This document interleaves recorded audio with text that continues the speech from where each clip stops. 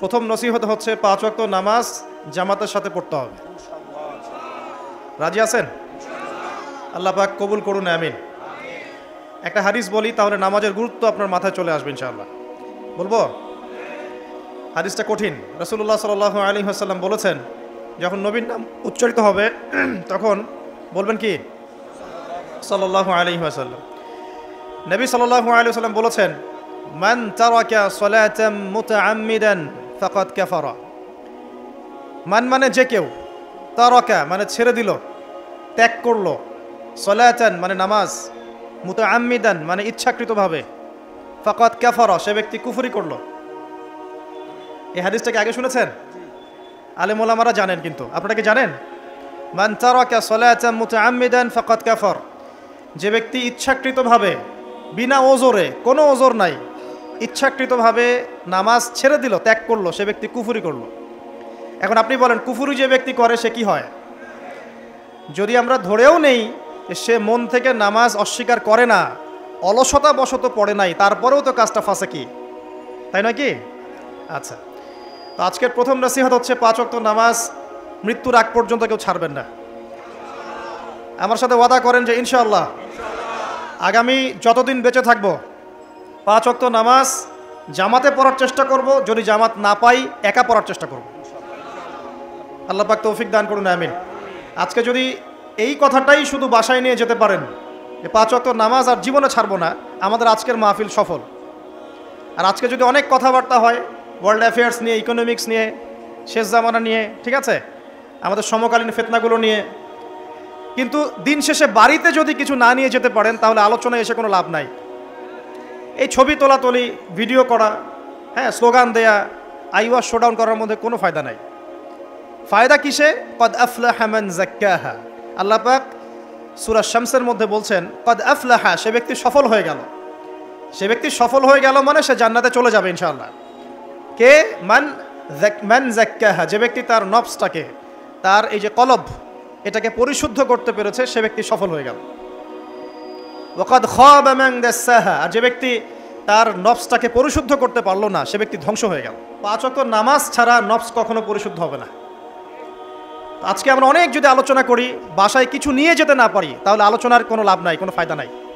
মানুষকে দেখানো, তাকবীর দেয়া, এই যে আমাকে প্রোটোকল দিয়ে নিয়ে আসলেন, ঠিক আছে, ভালোবাসা ভালোবাসার জায়গায়, কিন্তু দিন শেষে যদি আমরা আল্লাহর সামনে আত্মসমর্পণ করতে ব্যর্থ হই, তাহলে এই মাহফিলগুলোর বরকত নষ্ট হয়ে যাবে। আমরা কি চাই যে মাহফিলের বরকত নষ্ট হয়ে যাক? আসরের জামাত আমরা আদায় করেছি, এই জামাত আমাদেরকে শৃঙ্খলা শিখিয়েছে, শেখায় নাই? একজন ইমাম লিড দিলেন নামাজে, আপনারা তাকে ফলো করলেন, তাই নয় কি? এটাই তো হচ্ছে মুসলিম উম্মার বৈশিষ্ট্য। মুসলিম উম্মা হবে শৃঙ্খলাবদ্ধ জাতি, যাদের প্রতিটা কাজ হবে সুশৃঙ্খল। আর আমাদের কাজগুলো কি এখন সুশৃঙ্খল? আমরা কিন্তু উশৃঙ্খল জীবনযাপন করি। দেখবেন ওই যে একটা হাদিস আছে শেষ জামানায়, যে নারী পুরুষের পোশাক পরবে, পুরুষ নারীর পোশাক পরবে। এই যে উশৃঙ্খলতা দেখেন না এখন শেষ জামানায়? আপনি দেখবেন এমন এক শ্রেণীর মেয়ে বের হয়েছে বাজারে, রাস্তাঘাটে, সমাজে, যারা কাপড় পরবে কিন্তু কাপড় পরেও নগ্ন থাকবে। এ কোনো হাদিস আমি বানিয়ে বলছি না। তো উশৃঙ্খলতার যুগ, কাপড় পরে থাকাটা তাকওয়ার পোশাক, শালীনতা। আর এখনকার যুগটা চলছে কাপড় খোলার যুগ। কথা ঠিক না ঠিক বলেন? এখন মানুষ কাপড় খুলতে পারলে বেশি কমফোর্ট ফিল করে। আর আপনারা জানেন না, এই মহাবিশ্বে আমাদের পিতা এবং মাতা আদম এবং হাওয়া আলাইহিমুস সালাম, তাদেরকে সর্বপ্রথম কে নগ্ন করে দিয়েছিল জানেন? ফালাম্মা যাকাশ শাজারা, যখন আমাদের পিতা মাতা ওই গাছের কাছে চলে গেলেন, কোন গাছ? যেটা আল্লাহ পাক বলেছিলেন ফালা তাকরাবা হাযিহিশ শাজারা, ওই গাছের কাছে যখন তারা চলে গেলেন, তার ফল খেয়ে ফেললেন, বাদাত লাহুমা সাওআতিহিমা, তাদের এই যে পোশাকটা, এই পোশাকটা খুলে পড়ে গিয়েছিল এবং লজ্জাস্থান উন্মুক্ত হয়ে গিয়েছে। তো সর্বপ্রথম আমাদের পিতামাতাকে নগ্ন করে দিয়েছিল কে? ইবলিস। এখন যারা মুসলিমদের গা থেকে কাপড় খুলে ফেলতে চাচ্ছে, এরা তাহলে কার অনুসারী? দলিল কি পেয়েছেন? বানিয়ে বলি নাই, সূরা আরাফ পড়েন, পেয়ে যাবেন ইনশাআল্লাহ। কোন সূরা? সূরা আরাফ। প্রথম নসিহত প্রিয় ভাইরা, এই যুগটা হচ্ছে উশৃঙ্খলতার যুগ। এই যুগে মানুষ আল্লাহ পাকের হালালকে খুব কমই পরোয়া করে। আল্লাহর হালালকে মানুষ হারাম করে নিচ্ছে, আর আল্লাহর হারামকে মানুষ হালাল করে নিচ্ছে। আল্লাহ পাকের বিশাল একটা হারাম হচ্ছে সুদ বা রিবা, আর এখন আমাদের উপর রিবা হয়ে গেছে ওয়াজিব, নাউজুবিল্লাহ। একটা দেশ নাই যেটা সুদমুক্ত, একটা জেলা পাবেন না সুদমুক্ত, একটা গ্রাম থানা ইউনিয়ন পাবেন না সুদমুক্ত। নবীজি এই যুগের কথাই হয়তোবা বলেছেন, যে যুগে মানুষ সুদ থেকে বেঁচে থাকতে চাইলেও সুদের ছিটা ফোঁটা গিয়ে তার গায়ে লাগবে। মনে করেন আপনি একটা কনস্ট্রাকশন করেছেন, একটা সুদী প্রতিষ্ঠান থেকে লোন নিয়েছেন, এখন আপনি ওই কনস্ট্রাকশনটা ভাড়া দিয়েছেন, সেখানে মনে করেন আমি ভাড়া নিয়েছি, আমি আপনাকে মাসে মাসে ভাড়া প্রদান করছি, আপনি সেই ভাড়ার টাকাগুলো কালেক্ট করছেন, করে সেই প্রতিষ্ঠানের লোন শোধ করছেন। প্রত্যক্ষভাবে না হলেও আমি কিন্তু পরোক্ষভাবে সুদে হেল্প করছি। আমি বুঝাতে পারছি না মনে হয়। এর বাইরে 1% মানুষও এখন পৃথিবীতে নাই যে ব্যক্তি রিবা থেকে বাইরে, ইচ্ছাকৃত হোক অনিচ্ছাকৃত হোক। আর এই প্রসঙ্গ আসলে আমি 2-4টা কথা না বলে থাকতে পারি না। সেটা হলো নবী সাল্লাল্লাহু আলাইহি ওয়াসাল্লাম বলেছেন, রিবার 73টা শাখা আছে পাপের, তার মধ্যে সবচেয়ে নিচু শাখা হচ্ছে নিজের মাকে বিয়ে করা। সহিহ বুখারীর একটা বর্ণনা এসেছে, যে ব্যক্তি 1 দিরহাম সুদ খায়, দিরহাম কি? রৌপ্য মুদ্রা। কোথায় আছে? জাদুঘরে। কোথায় আছে? মার্কেটে আছে। রৌপ্য মুদ্রা দেখেছেন জীবনেও? স্বর্ণ মুদ্রা দেখেছেন? কোরআনে আছে, হাদিসে আছে, মার্কেটে নাই। কেন মার্কেটে নাই? কারণ পশ্চিমারা স্বর্ণ এবং রৌপ্য মুদ্রাকে হারাম করে দিয়েছে। পশ্চিমারা স্বর্ণ এবং রৌপ্য মুদ্রার ডিলিংসটাকে মার্কেট থেকে উঠিয়ে দিয়েছে। এই জন্য আপনি মার্কেটে গোল্ড কয়েন এবং সিলভার দিরহাম পাবেন না। কিন্তু আল্লাহর রাসূল সাল্লাল্লাহু আলাইহি ওয়াসাল্লামের যুগে এটা ছিল। এখন অনেক মানুষ দেখবেন বেদাত নিয়ে কথা বলে একদম ফেনা বের করে ফেলছে। অর্থনৈতিক সেকশনের বেদাত চোখে পড়ে নাই। এখন বলতে পারে এটা তো দুনিয়াবি বিষয়। বাস্তবিক অর্থে এটা দুনিয়াবি বিষয় নয়। কারণ এই পেপার মানির মধ্য দিয়ে, ইলেকট্রনিক মানির মধ্য দিয়ে আপনার সম্পদকে সিজ করে চুষে খাওয়া হচ্ছে, আপনি বুঝতে পারছেন না। এখন প্রতারণা করা কি জায়েজ না জায়েজ? শোয়েব আলাইহিস ইসলামের নাম শুনেছেন? একটা কম ছিল মাদিয়ানে, শোয়েব আলাইহিস ইসলামের কম। এই কম সম্পর্কে আল্লাহ পাক যখনই কথা বলেছেন তখনই তাদের একটা দোষ উল্লেখ করেছেন। সেটা কি? সেটা হচ্ছে যে তোমরা অন্যায়ভাবে মানুষের সম্পদ আত্মসাৎ করো না। তোমরা অন্যায়ভাবে মানুষের সম্পদ আত্মসাৎ করো না। এই কাজটা করতো শোয়েব আলাইহিস ইসলামের কম, এবং তারা মাপে কম দিত, জনগণের অর্থ সম্পদ লুটে পুটে খেত। আল্লাহ রাব্বুল আলামিন তাদেরকে ভূমিকম্প দিয়ে ধ্বংস করে দিয়েছে।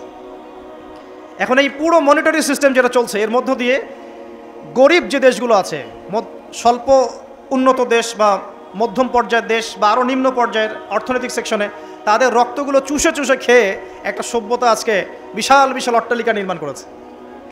এই যে অন্যের রক্ত চুষে নিজে বড়লোক হওয়া, এটা কি হালাল না হারাম? এই কারণেই এই মনিটরি সিস্টেমের মধ্যে হারাম আছে। এই যুগটা সেই যুগ যেখানে মানুষ আল্লাহর হারামকে হালাল করে নিয়েছে আর হালালকে হারাম করে নিচ্ছে। রিবা একটা টাটকা হারাম, আমরা এটাকে হালাল করে ফেলেছি। এখন এই হাদিসগুলো শুনলে আমাদের গায়ের মধ্যে দাগও কাটে না, অন্তরটা কেঁপে ওঠে না, আমাদের কলবে কোনো নড়া দেয় না। নবী সাল্লাল্লাহু আলাইহি ওয়াসাল্লাম বলছেন, 1 দিরহাম যে ব্যক্তি সুদ খেয়েছে সে যেন 36 বার জেনা করেছে। কতবার? আমি হাদিসটা বানিয়ে বললাম কি বললাম না, আপনারা আলেমদেরকে জিজ্ঞাসা করবেন, বাসায় গিয়ে অবশ্যই জিজ্ঞাসা করবেন। যদি দেখেন হাদিস ঠিক আছে, সহি, তাহলে আল্লাহর ওয়াস্তে এখন যেমন তওবা করলেন আমি 5 ওয়াক্ত নামাজ ছাড়বো না, ঠিক আমার সাথে আবার তওবা করেন, সারা জীবন সুদ খাবো না ইনশাআল্লাহ। নবী সাল্লাল্লাহু আলাইহি ওয়াসাল্লাম 4 শ্রেণীর মানুষকে অভিশাপ করেছেন। 1 শ্রেণী যে সুদ খায়, 2 নাম্বার যে দেয়, 3 নাম্বার যে সাক্ষী থাকে, 4 নাম্বার যে লিখে রাখে। এখন আপনি বলেন এই পুরো মনিটরি সিস্টেমের মধ্যে এই 4 শ্রেণীর মানুষ আছে না?